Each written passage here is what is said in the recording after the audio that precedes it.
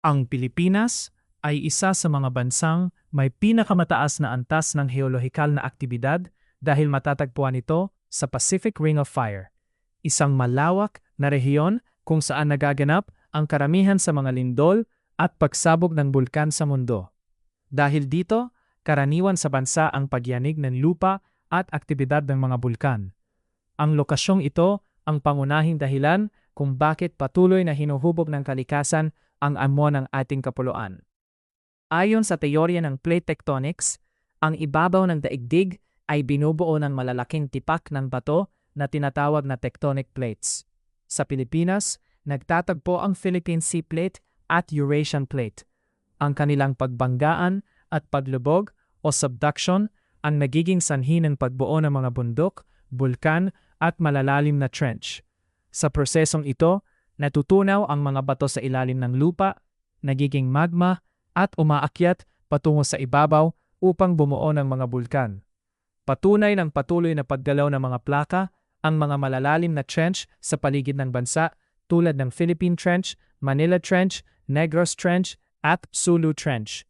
Habang patuloy na gumagalaw ang mga plaka sa mga lugar na ito, naiipon ang malaking enerhiya na kalaunaray na ilalabas bilang malalakas na lindol.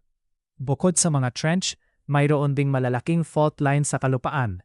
Ang pinakamahalaga rito ay ang Philippine Fault Zone na umaabot mula Luzon hanggang Mindanao. Mayroon ding Valley Fault System sa Metro Manila at mga karatig lalawigan, kabilang ang West Valley Fault na maaaring magdulot ng isang malakas na lindol na tinatawag na Big One. Ipinapakita nito na kahit ang mga lugar na malayo sa mga bulkan ay maaari pa ring makaranas ng mapaminsalang lindol. Ang Pilipinas ay tahanan din ng mahigit 20 aktibong bulkan. Kabilang dito ang Mayon na kilala sa halos perpektong hugis nito, ang Taal na isa sa pinakamapanganib na bulkan sa bansa at ang Pinatubo na sumabog noong 1991 at nagdulot ng pansamantalang pagbaba ng temperatura ng mundo. Bagamat mapanganib ang mga bulkan, mayroon din silang naidudulot na benepisyo.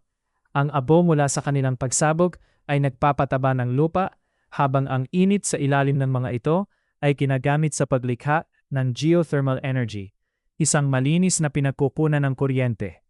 Sa kabuuan, ang pagiging heolohikal na aktibo ng Pilipinas ay bunga ng lokasyon nito sa Ring of Fire at ng patuloy na pagkalaw ng mga tectonic plate.